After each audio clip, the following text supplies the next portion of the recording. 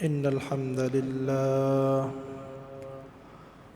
لله نحمده ونستعينه ونستغفره ونعوذ بالله من شرور أنفسنا ومن سيئات أعمالنا من يهد الله فلا مضل له ومن يضلله فلا هادي له ونشهد أن لا إله إلا الله وحده لا شريك له ونشهد أن سيدنا وحبيبنا وطبيبنا ومولانا محمدا عبده ورسوله صلى الله تعالى عليه وعلى آله وأصحابه وبارك وسلم الذي أرسله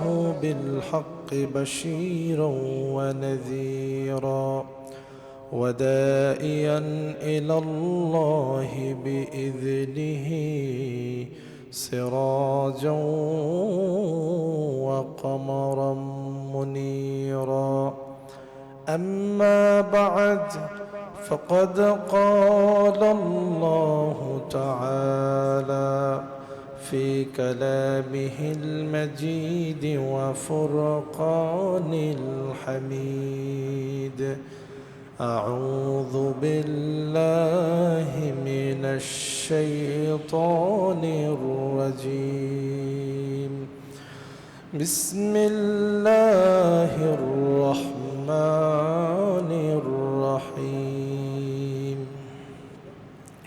واخفض لهما جناح الذل من الرحمة وقل رب ارحمهما كما ربياني صغيرا وقال رسول الله صلى الله عليه وسلم الجنة تحت أقدام الأمهات صدق الله العظيم وصدق رسوله النبي الكريم ونحن على ذلك من الشاهدين والشاكرين والحمد لله رب العالمين وقال تعالى في شان حبيبه إن الله وملائكته يصلون على النبي يا أيها الذين آمنوا صلوا عليه وسلموا تسليما اللهم صل على سيدنا مولانا محمد وعلى آل سيدنا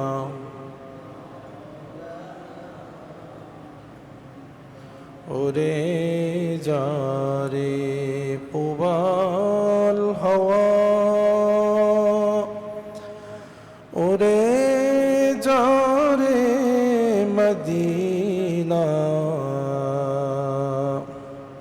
মোদের সালাম পৌঁছে দিও নবী পাকের রওজা আল্লাহুম্মা সাল্লি আলা সাইয়্যিদিনা মাওলানা মুহাম্মদ وعلى آل سيدنا مولانا محمد بلغ العلا بكماله كشف الدجى بجماله حسنت جميع خصاله صلوا عليه وآله اللهم صل وسلم وبارك عليه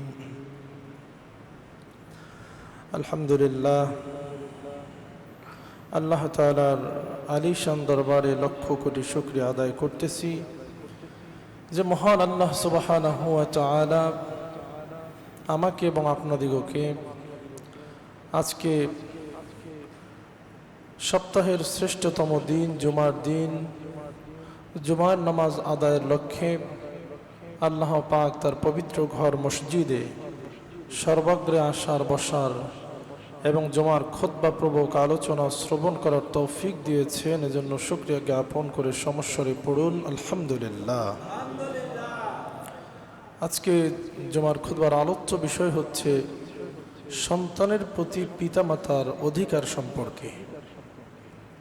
প্রিয় হাজিরিন, মানুষ এই পৃথিবীতে আল্লাহ তাআলা মা বাবার মাধ্যমে একেবারে ছোট্ট থেকে এই পৃথিবীতে প্রেরণ করেন যখন তার কোনো বাকশক্তি থাকে না, ভালো মন্দ যাচাই বাছাই করার কোনো ক্ষমতা থাকে না, হাঁটা চলার শক্তি থাকে না। পৃথিবীতে একটা বাচ্চা যখন ভূমিষ্ঠ হয়,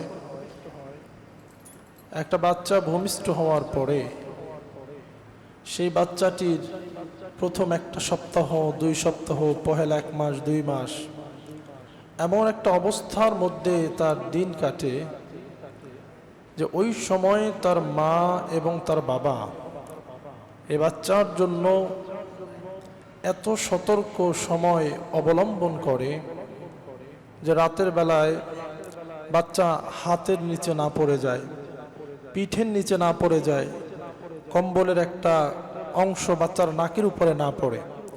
কারণ হচ্ছে বাচ্চা তখন ইন্তেকাল করার জন্য, মৃত্যুবরণ করার জন্য বড় ধরনের কোনো আঘাত করা দরকার নাই।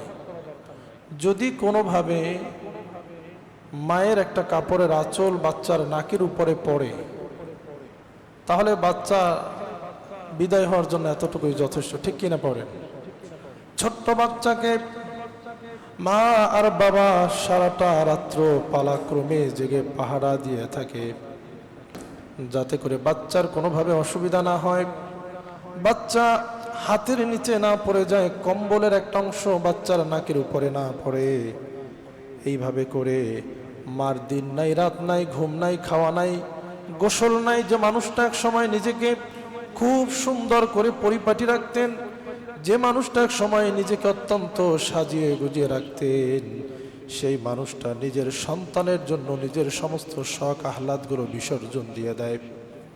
শুধু তাই নয়, একটা বাচ্চাকে মা বড় করতে গিয়া বাচ্চার পায়খানা প্রস্রাব মা নির্দ্বিধায় নিজের হাতে পরিষ্কার করে। খাবারের মজলিসে মায়ের কোলের মধ্যে বাচ্চা প্রস্রাব পায়খানা করে দেয়, তখন সমস্ত মানুষেরা খাবার বন্ধ করে নাক চেপে দূর হয়ে যায়। মা কিন্তু নিজের সন্তানকে একটি মুহূর্তের জন্য সরে ফেলে না। সন্তানকে যত্ন করে মা নিজ হাতে ধোয়া মোছায়া আবার কোলের মধ্যে নিয়া গালে কপালে চুম্বন করে মা খাওয়া শুরু করে দেয়। সন্তান যখন বড় হতে শুরু করে, সন্তান একটা চকলেট খাওয়া যখন শিখে যায়, তখন থেকে মা নিজের সানন্দে কোনোদিন একটা চকলেট মুখের মধ্যে আরামে দিয়ে খাইতে পারে না। এইভাবে করে মা নিজের সর্বস্ব বিসর্জন দিয়ে একটা সন্তানকে বড় করে। বাবারাও তার ব্যতিক্রম নয়। কারণ হচ্ছে বাবারাও সন্তানদের জন্য, আমি আমার বাবাকেও দেখেছি যে 5 মাইল পথ হেঁটে গিয়া 5 টাকা গাড়ি ভাড়া বাঁচিয়ে তারপরে বাবা সন্তানদের জন্য 1 প্যাকেট বিস্কিট চানাচুর নিয়ে বাড়িতে ফিরত, ঠিক কিনা?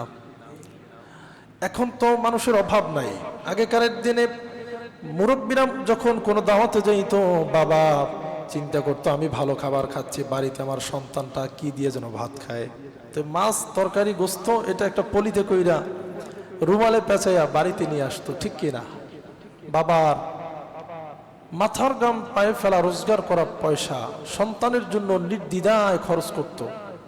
কত ঈদ কোরবানি আসছে, প্রত্যেকের চাহিদা চাওয়া পাওয়া, ছেলের জন্য, মেয়ের জন্য, স্ত্রীর জন্য পোশাক, কিন্তু বাবা নিজের জন্য ইচ্ছা করে শখ আহ্লাদে তিনি কোনো সময় নতুন একটা জামা কিনে দিতে পড়ে নাই। মা বাবা দুজনেরই এমন অসংখ্য কোরবানির মাধ্যমে একটা সন্তান তিনি বড় হয়, আস্তে আস্তে বেড়ে ওঠে, দুনিয়ার সময়ের পরিক্রমায় এই সন্তান এক সময় বড় হয়ে যায়, আর মা বাবা বয়স বাড়তে বাড়তে এক সময় বয়সের ভারে নুয়ে পড়ে বৃদ্ধ হয়ে যায়। একটা সময় মা বাবা বৃদ্ধ হয়ে যায়। বাচ্চা সময় সন্তান যেভাবে ক্ষুধা লাগলে বলতে পারতো না, মন চাইলেই খাইতে পারতো না, যেথায় খুশি সেথায় যাইতে পারতো না, মা বাবা এভাবে বৃদ্ধ হয়ে যায়। মা বাবাও তখন ঠিকভাবে চলাফেরা করতে পারে না, ভালো একটা মাছের মাথা খাইতে পারে না, ভাত শক্ত হইলে দাঁত দিয়ে চিবিয়ে খাইতে পারে না, চোখে ভালো করে দেখতে পারে না, কানে ঠিকভাবে শোনে না। এই সময় এই মানুষগুলোকেও তো লালন পালন রক্ষণাবেক্ষণ যত্ন করা দরকার, কিন্তু তাদের মা বাবা তো বহু আগেই কবরে চলে গেছে। এখন তাদের পরিণতি কি হবে? এই পৃথিবীর মধ্যে যত ধর্ম রয়েছে, যত ধর্মগ্রন্থ রয়েছে, এই বুড়ো মানুষদের এখন কি হবে? এক সময় যারা এই ঘর করেছে, বাড়ি করেছে, আজকে তারাই তাদের ঘর বাড়িতে ভাড়াটিয়ার মতো, বৌমার হাতে চাবিকাঠি, সন্তানের হাতে অর্থ সম্পত্তির চালিকা শক্তি। এখন তাদের উপায় কি? উপায় সম্পর্কে একমাত্র আল্লাহ পাক কোরআনের মধ্যে সমাধান দিয়েছে। সুবহানাল্লাহ পড়েন। আল্লাহ সমাধান দিয়েছেন কোথায়? কোরআনের মধ্যে। এই বুড়া হয়ে গেলে যে মা বাবা এত কষ্ট করলো, 10 মাস 10 দিন যে মা আপনাকে পেটে ধারণ করলো, এত কষ্ট করে যে মা আপনাকে দুনিয়ার মুখ দেখালো, দুনিয়ার মুখ দেখানোর পরে ক্ষান্ত হন নাই, যেমন নিয়েছেন পেটে তেমন ভাবে ঠাই দিয়েছেন পিঠে। কত কষ্ট করে দিন রাত একাকার করে মা সন্তানকে লালন পালন করলো, বাবা সন্তানের জন্য কত ত্যাগ তিতিক্ষা গ্রহণ করলো। এখন বার্ধক্যের কারণে এই মা বাবা বৃদ্ধ হয়ে গেছে, সন্তানগুলো প্রতিষ্ঠিত হয়ে গেছে, তারা বিভিন্ন জায়গায় ঘর বাড়ি করে এখন মা বাবা হয়ে গেছে একা। কে তাদেরকে দেখবে? কে তাদের খোঁজ খবর নেবে? এখন তো মা রান্না করতে পারে না, এখন তো বাবা বাজার করতে পারে না, এখন তো যা মন চায় তা খাইতে পারে না। এখন তাদের জন্য কি করণীয় আল্লাহ তাআলা সেটাও কোরআনুল কারীমের মধ্যে বলে দিয়েছেন। কিন্তু মুসল্লি ভাইয়েরা আমার, আমরা অনেকে নামাজ পড়ি, রোজা রাখি, হজও করেছি, যাকাতও দেই, মা বাবার খেদমত করি না, মা বাবার সঙ্গে ভালো আচরণ করি না, মা বাবারে খাওয়ানো, পড়ানো, দেখাশোনা করা, এটা তো আপনার জন্য অবশ্যই দায়িত্ব, কর্তব্য। মা বাবার সঙ্গে ভালো ব্যবহার করা, নরম সুরে কথা বলা আল্লাহর ইবাদত। পড়েন সুবহানাল্লাহ। এটা কার ইবাদত? জোরে বলেন, কার ইবাদত? মা বাবাকে খাওয়ানো ইবাদত কার? মা বাবাকে একটা কাপড় কিনে দেওয়া কার ইবাদত? কেমনে আল্লাহর ইবাদত হইল? কিনলেন তো মা বাবারে। কারণ হচ্ছে মা বাবার সঙ্গে যে ভালো ব্যবহার করতে হবে, খাওয়াতে হবে, এইটাও নির্দেশ দিয়েছেন আল্লাহ রাব্বুল আলামিন। কে নির্দেশ দিয়েছেন? আল্লাহ তাআলা। আল্লাহ চমৎকার করে কোরআনে বলতেছেন, ওয়াকাদা রাব্বুকা আল্লা তা'বুদু ইল্লা ইয়্যাহু ওয়া বিল ওয়ালিদাইনি ইহসানা। কোরআনুল মাজিদের সূরা বনী ইসরাঈলের 23 নম্বর আয়াতে আল্লাহ তাআলা বলেন, আল্লাহর পক্ষ থেকে এটাই হচ্ছে বিধান, তার বান্দারা একমাত্র আল্লাহ রাব্বুল আলামিনের ইবাদত করবে, তার উপাসনা করবে, তার কাছে চাইবে। আমরা চাই কার কাছে? ইবাদত করি কার? ইয়্যাকা না'বুদু ওয়া ইয়্যাকা নাস্তাঈন। আমরা একমাত্র আল্লাহর ইবাদত করি, আর চাইতে হলে একমাত্র কার কাছে চাই? আল্লাহর কাছে। বিপদ থেকে মুক্তি চাই আল্লাহর কাছে, রোগ থেকে শেফা চাই আল্লাহর কাছে। কথা বলেন ঠিক কিনা? সমস্ত সাহায্য, অভাব, অভিযোগ পেশ করি কার কাছে? আল্লাহর কাছে। আল্লাহ বলছে এটাই আল্লাহর নির্দেশনা, এটাই তার বিধান, তার বান্দার একমাত্র তার ইবাদত করবে। আর আল্লাহর ইবাদতের পরে ওয়াবিল ওয়ালিদাইনি ইহসানা, বান্দারা তার মা বাবা পিতামাতার সঙ্গে ভালো ব্যবহার করবে, উত্তম আচরণ করবে। আমরা মা বাবাকে খুশি করার নানান কারণ থাকে। বুড়ো বয়সে একটু ভালো মন্দ খাওয়াইলে টয়লে জায়গা জমি যদি একটু বেশি দেওয়া যায়, কোনোভাবে যদি মা বাবা আমাদের প্রতি আলাদাভাবে একটু বেশি মনোনিবেশ করে, একটু বেশি রাজি খুশি থাকে। কিন্তু আল্লাহর যে নির্দেশনা, আল্লাহকে রাজি খুশি করার জন্য যে মা বাবার খেদমত করা, এই নিয়ত আমাদের বহু মানুষের নাই। বহু মানুষ আছে জীবনে মায়ের একটা কাপড়ও ধুয়ে দেয় নাই, বহু মানুষ আছে জীবনে বাবার লুঙ্গিটা ধুয়ে দেয় নাই, কিন্তু সে নামাজ পড়ে, পাক্কা মুসল্লি, সেজদা দিতে দিতে কপালে দাগ পড়ছে, কিন্তু মায়ের কোনোদিন, বাবারে কোনোদিন একটু উজুর পানি আগায় দেয় না, পাওটা একটু ডোলে ধুয়ে দেয় নাই। আছে না নাই?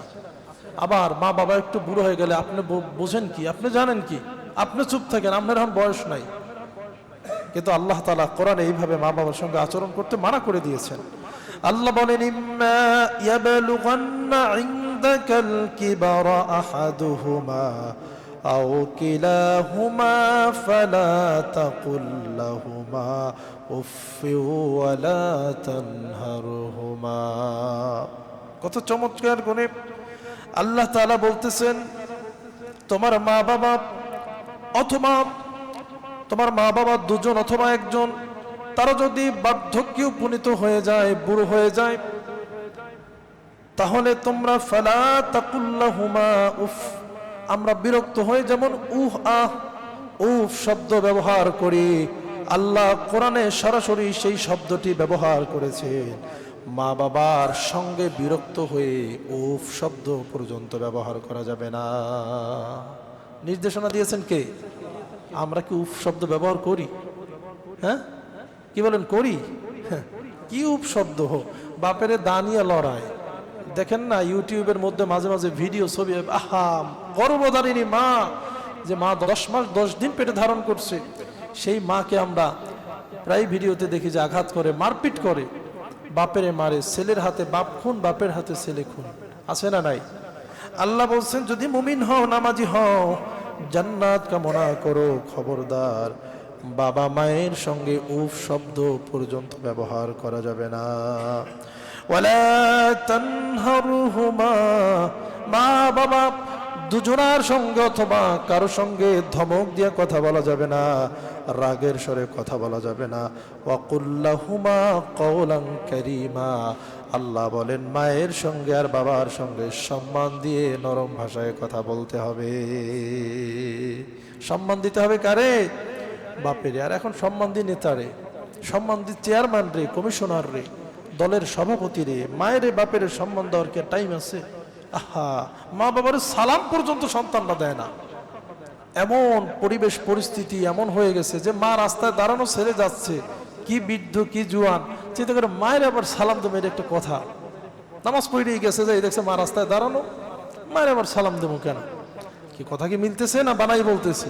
সত্য কথা। বাপের আবার সালাম দেবো, বাপের সালাম কেমনে দেই?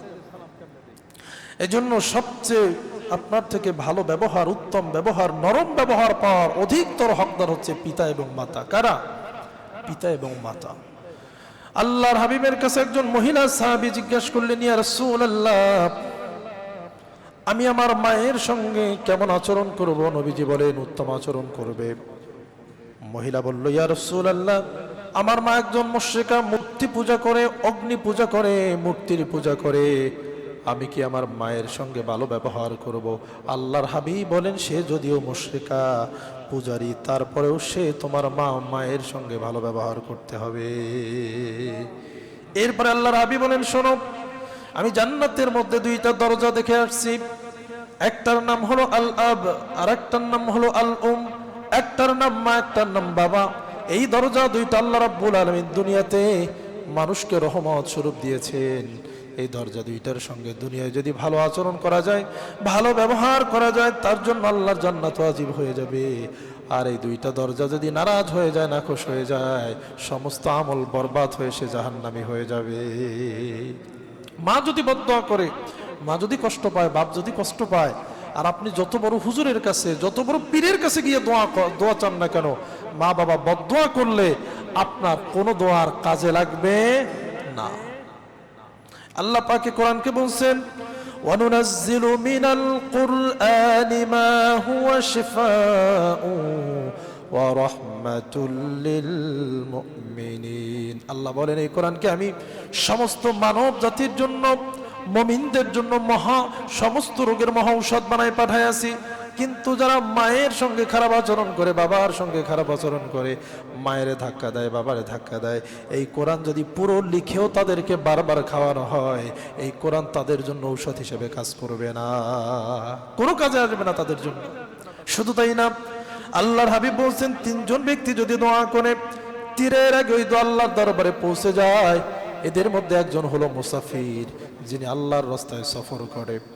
দিনের জন্য সফর করার কারণে ধুলায় তার চেহারাটা মলিন হয়ে গেছে, চুলগুলো অগুছানো হয়ে গেছে, পোশাকটা জীর্ণ শীর্ণ হয়ে গেছে, এই ব্যক্তি যদি আল্লাহর দরবারে হাত তুলে কোনো দোয়া করে, আল্লাহ পাক এই দোয়া ফিরায় দেয় না, মুহূর্তের মধ্যে এই দোয়াকে মঞ্জুর করে নেয়।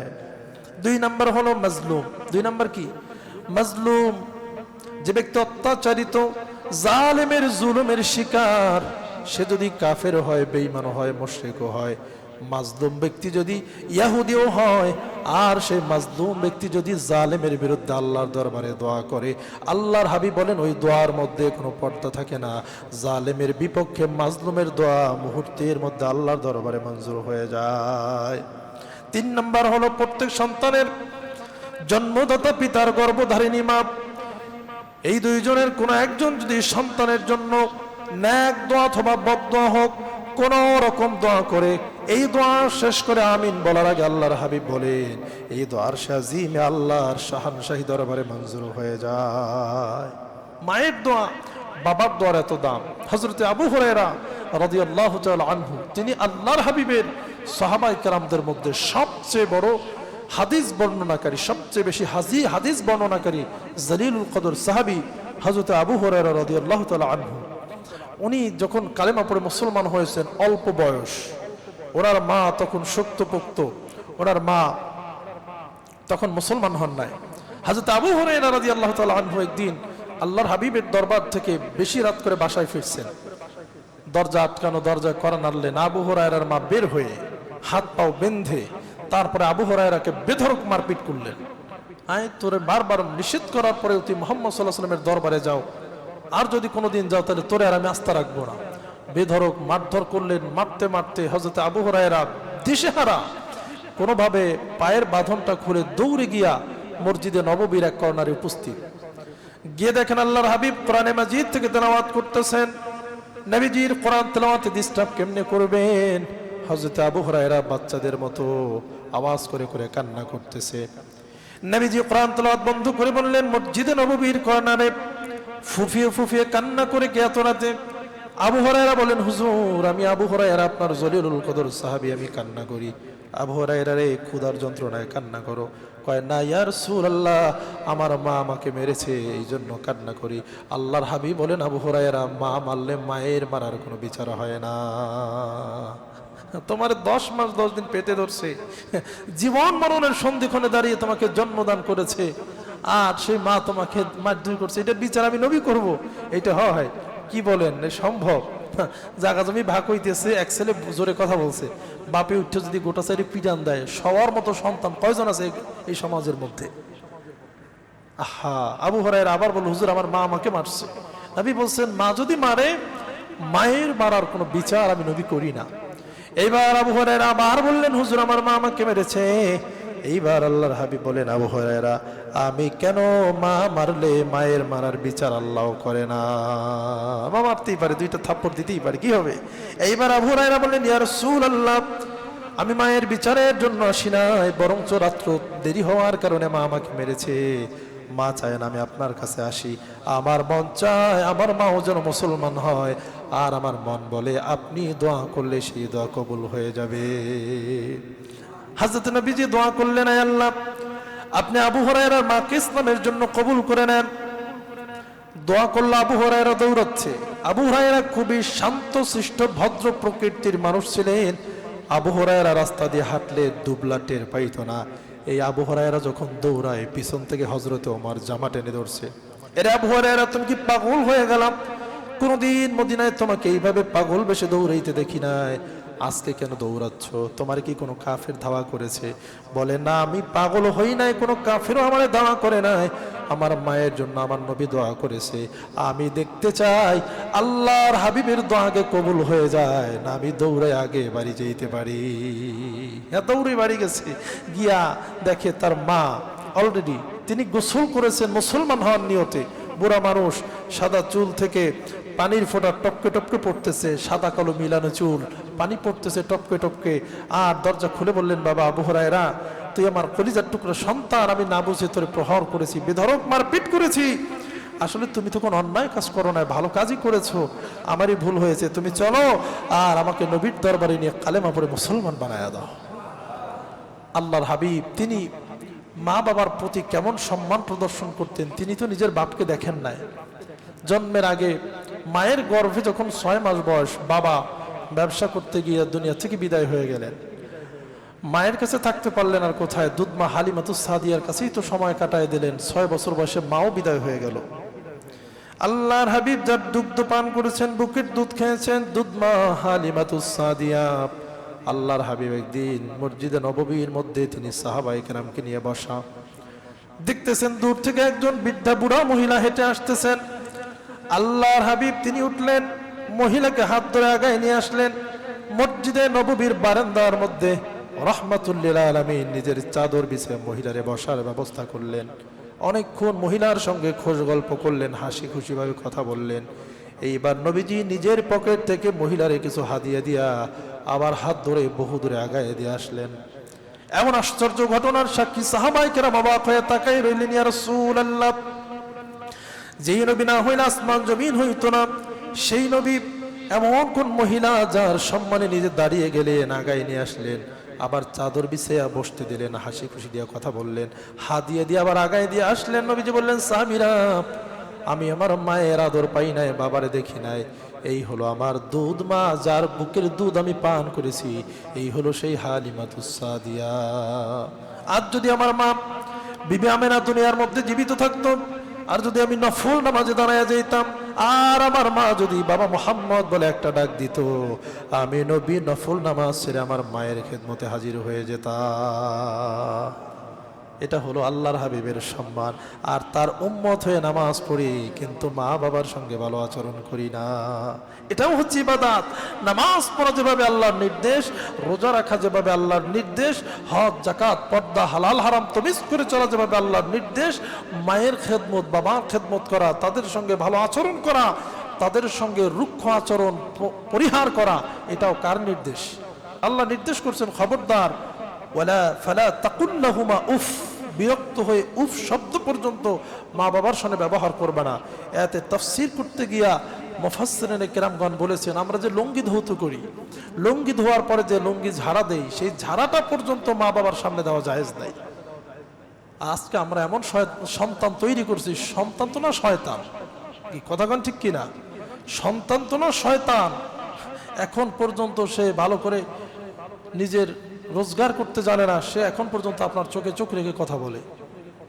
বহুত বাপ নির্যাতিত, সমাজে সম্মানিত, লজ্জার ভয় কথা কয় না। ছেলে মাদকাসক্ত হয়ে গেছে, বেনামাজি, মা বাপের সঙ্গে খারাপ আচরণ করে, বাপের হুমকি ধামকি দেয়, অথচ বাপ কিছু বলতে পারে, নীরবে কান্না করে।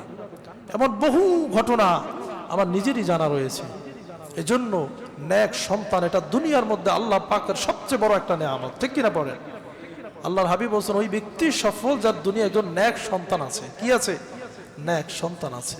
আমরা মনে করি আজকে সন্তানদের জন্য আমরা কত কিছুই না করি। ধরেন আপনার ছেলে আম চুরি করছে, আমি ধরে 2টা থাপ্পড় দিয়ে দিছি, আপনি নিজে আসবেন যে হুজুরে খাওয়াই আমি বেতন দিয়ে আমি আমার ছেলের মাঠ থেকে, কে রক্তের জিনিস, এমন রক্তের কোনো দাম নাই যে রক্ত আপনার ইজ্জত সম্মানকে নষ্ট করে। আরে মিয়া, শুধু বংশে বাতি দেওয়ার পাগলেরও তো সন্তান হয়, হয় কি হয় না? কি আমার কথা রাগ করতেছেন? সন্তান তো পাগলেরও হয়।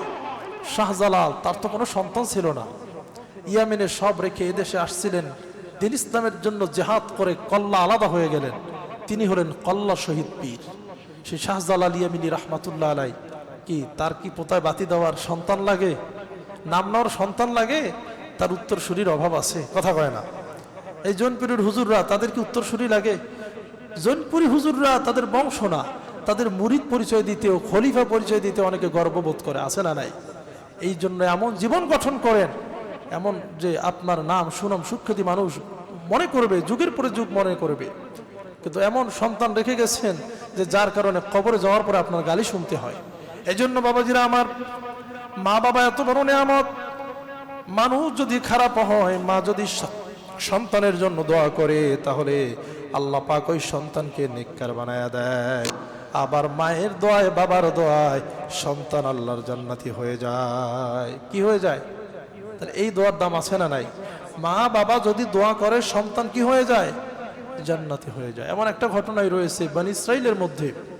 আল্লাহর পয়গম্বর মুসা রব্বুল আলামিনকে জিজ্ঞাসা করেছিলেন, তুর পর্বতে আল্লাহ আমি তো একজন নবী, তুমি আমাকে একটা জান্নাত দিবা, জান্নাত দিলে সেই জান্নাতে আমার বন্ধু কে হবে? আল্লাহ পাক বলে, মুসা সাহিবুকা ফিল জান্নাতি জাসসার, জান্নাতের মধ্যে একজন কসাই তোমার বন্ধু হয়ে যাবে। উনি থমকে গেলে যে একজন কসাই, আমি একজন নবী, আবার জান্নাতে বন্ধু একজন নবী হতে পারে, একজন ওলি হতে পারে, একজন কসাই হবে আমার বন্ধু, এটা কোনো কথা? বলছে, আল্লাহ এমন কোন কসাই যে জান্নাতে আমার বন্ধু হবে, আমি তার সঙ্গে দেখা করতে চাই। আল্লাহ পাক ঠিকানা দিয়ে দিলেন। মুসা বাড়িতে গেলেন, খুঁজতে খুঁজতে খুঁজতে খুঁজতে পাহাড় পর্বত পাড়ি দিয়ে কসাইয়ের বাড়ি পেয়ে গেলেন। আল্লাহর কুদরত বোঝা যায় না। হযরতে মুসা পয়গম্বর খুঁজতে খুঁজতে কসাইয়ের বাড়ি পেয়ে গেলেন, কিন্তু এই দিন কসাইকে বাড়ি পেলেন না। কসাই গোস্ত বিক্রি করার জন্য বাজারে চলে গেছে। ঘরের মধ্যে ঢুকে আল্লাহর পয়গম্বর দেখে একটা ভাঙা ঘর, এই ঘরের মধ্যে একটা রুম খুব সুন্দর করে সাজানো।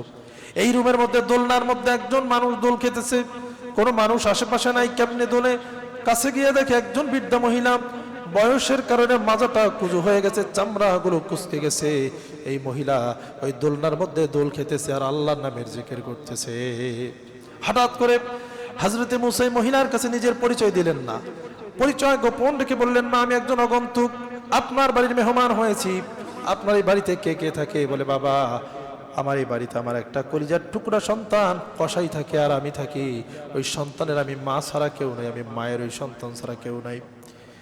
এইবার মুসা পয়গম্বর জিজ্ঞাসা করলো, মা আপনার সন্তান আপনার সঙ্গে কেমন আচরণ করে, কি ব্যবহার করে? ওই মহিলা চোখের পানি ছেড়ে দিয়ে বলেন, বাবা শুধু আজকে দিনের কথাটাই তোমার শোনায় দেয়, আমি বুড়া মানুষ, উঠতে পারি না, প্রস্রাব পায়খানা বাহিরে গিয়া সারতে পারি না। এই দোলনার মধ্যে প্রস্রাব পায়খানা সারি। সেই সুহবে সাদিকের সময় আমার সন্তান ঘুম থেকে উঠে আমি মায়ের রুমে আসে, এই দোলনা কাঁধে করে গোসলখানায় নিয়া সুন্দর করে নিজের হাতে আমারে গোসল করায়া, শুকনো একটা দোলনার মধ্যে শোয়ায়া, কাপড় পরায়া, তেল মালিশ করে, নিজের হাতে রুটি বানায়া, গোশত রান্না করে আমি মাকে খাওয়ায়া, যতক্ষণ দোল দিতে দিতে আমি ঘুমের ভান না করি ততক্ষণ আমার সন্তান নিজে খাবার খায় না। ঘুমায়া গেলে খাবার খেয়ে গোশত বিক্রি করতে বাজারে চলে যায়।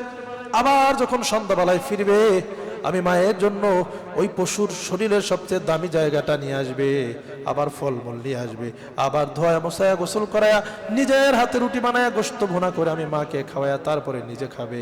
এইবার মুসা নবী বললেন, মা যেই সন্তান আপনার জন্য এত কিছু করলো, আপনি সন্তানরে কি দিলেন? মহিলা চোখের পানি ছেড়ে বলল, বাবা বুড়া মানুষ, বয়স হয়ে গেছে, দেওয়ার মতো কিছুই নাই, অর্থ নাই, সম্পদ নাই, টাকা করি নাই। তবে আমার সন্তান যখন আমাকে দোলনার মধ্যে ঘুম পড়ায় বাজারে চলে যায়, আমি দোলনার মধ্যে জিকির করি আর মালিকের দরবারে দোয়া করি, রব্বুল আলামিন আমার সন্তান কসাই হওয়ার পরেও আমি মায়ের জন্য যা করেছে আমার কলিজা ঠান্ডা হয়ে গেছে। আয় রব্বুল আলামিন, এই বৃদ্ধ বয়সে আমার সন্তানকে দেওয়ার মতো আমার কাছে কিছুই নাই, তবে আমি শুনেছি তোমার দরবারে নাকি সন্তানের জন্য মায়ের দোয়া কবুল হয়ে যায়। আয় আল্লাহ, আমার সন্তান আমার জন্য যা করেছে কলিজা ভরে গেছে, বিনিময় তুমি আমার সন্তানকে মৃত্যুর পরে এই জামানার শ্রেষ্ঠ পয়গম্বর হযরতে মুসা কালিমুল্লাহর সঙ্গে একই জান্নাতে থাকার ব্যবস্থা করে দিও। মুসা নবী স্থির থাকতে পারলেন না, আল্লাহু আকবার বলে চিৎকার দিয়ে জমিনে সেজদায় পড়ে গেলেন। সেজদা থেকে উঠে বলে, মা আপনার দম মঞ্জুর হয়ে গেছে রে। এতক্ষণ আপনার সামনে দাঁড়াইয়া যেই যুবকটি কথা বলেছে, এই যুবকটি হলো এই জমানার শ্রেষ্ঠ পয়গম্বর হযরতে মুসা কালিমুল্লাহ। ও গো মা তুমি এই ধরনের শ্রেষ্ঠ নিয়ামত, তোমারই পদতলে রয়েছে জান্নাত। ঠিক কিনা? আল্লাহর হাবিব বলছেন, আল জান্নাতু তাহতা আকদামিল উম্মাহাত, মায়ের পায়ের নিচে আল্লাহ সন্তানের জন্য বেহেশত বানিয়েছে। এজন্য যাদের মা বাবা জীবিত আছে তাদের সঙ্গে ভালো আচরণ করার, খেদমত করার দরকার আছে না নাই? কিন্তু অনেকে বলতে পারেন, হুজুর মা নাই, বিদায় হয়ে গেছে, এখন কি করব? কিন্তু এখন তো মায়ের মর্মতা বুঝি, বহু কষ্ট মা করেছে, ভালো একটা শাড়ি কিনে দিতে পারি নাই, বাবারে ভালো একটা লুঙ্গি কিনে দিতে পারি নাই, ওই কবরে চলে গেছে, সুখের মুখ দেখে যাইতে পারে নাই, কি করব? আল্লাহ রাব্বুল আলামিন তাদের সম্পর্কে সূরা বনী ইসরাঈলের 24 নম্বর আয়াতে বলেন, ওয়াখফিদ লাহুমা জানাহাজ যুল্লি মিনার রাহমা, মায়ের জন্য বাবার জন্য তুমি তোমার দয়া মমতার চাদর বিছায়া দাও, তাদের সঙ্গে আদববান হয়ে কথা বলো। আর ওয়াকুর রব্বির হামহুমা কামা রব্বায়ানি সগীরা, আল্লাহর কাছে নামাজ পড়ে পড়ে হাত তুলে দোয়া করো, আল্লাহ ছোট্টবেলায় মা বাবা আমাদেরকে নিয়ে যেমন কষ্ট করে যত্ন রেখেছে, আজ মা বাবা তোমার কাছে চলে গেছে, তাদেরকে তুমি যত্ন করিও। এই দোয়া যদি সন্তান করে, আল্লাহর হাবিব বলছেন চোখের কোঠা বেয়ে পানি পড়ার আগে আল্লাহ পাক তার মা বাবাকে মাফ করে দিবে, বলেন না সুবহানাল্লাহ। এজন্য প্রিয় হাজিরিন, সময় শেষ হয়ে গিয়েছে, যে পিতামাতার খেদমত করা এটাও ইবাদত, এটাও কি ইবাদত। এবং আল্লাহ কোরআনে নিজের পরেই মা বাবার খেদমতের কথা উল্লেখ করেছে, বলছে এক আল্লাহর ইবাদত করো, এরপরেই তোমরা মা বাবার খেদমত করো। আর মা বাবার ব্যাপার আল্লাহর হাবিব বলছে পৃথিবীর মধ্যে সবচেয়ে বড় গুনাহ তিনটা, এর মধ্যে একটা হলো আল ইশরাকু বিল্লাহ, আল্লাহর সঙ্গে শিরক করা। 2 নম্বর হলো উকুকুল ওয়ালিদাইন, মা বাবার অবাধ্য হওয়া, এটা সবচেয়ে বড় কবিরা গুনাহ। প্রিয় হাজিরিন, আমাদের যাদের মা বাবা আছে তাদের সঙ্গে ভালো আচরণ করা, খেদমত করা দরকার আছে না নাই? অর্থে স্বার্থে, স্ত্রী শ্বশুর বাড়ির প্রয়োজনায়, যারা মায়ের সঙ্গে বাবার সঙ্গে খারাপ আচরণ করছেন, বাড়িতে গিয়া আপনি বুড়ো হয়ে গেছেন, মা জীবিত আছে, অসুবিধা নাই, পা ধরে মাপ চান, আপনার ইহকাল এবং পরকাল কামিয়াব হয়ে যাবে, ঠিক কিনা? আর যদি মা বাবা জীবিত না থাকে, তাহলে তাদের জন্য ফাতিহা ইখলাস দরুদ শরীফ পড়ে নামাজ পড়ে পড়ে দোয়া করুন, আল্লাহ উসিলায় মাফ করে দিতে পারে। আল্লাহ তাআলা আমাদের সকলকে মা বাবার সঙ্গে সদয়পূর্ণ আচরণ, তাদের সঙ্গে উত্তম ব্যবহার, তাদের উত্তম খেদমত করার তৌফিক দান করুক, পড়ুন আমিন। ওয়া আখিরু দাওয়ানা আলহামদুলিল্লাহি রাব্বিল আলামিন। আসসালামু আলাইকুম।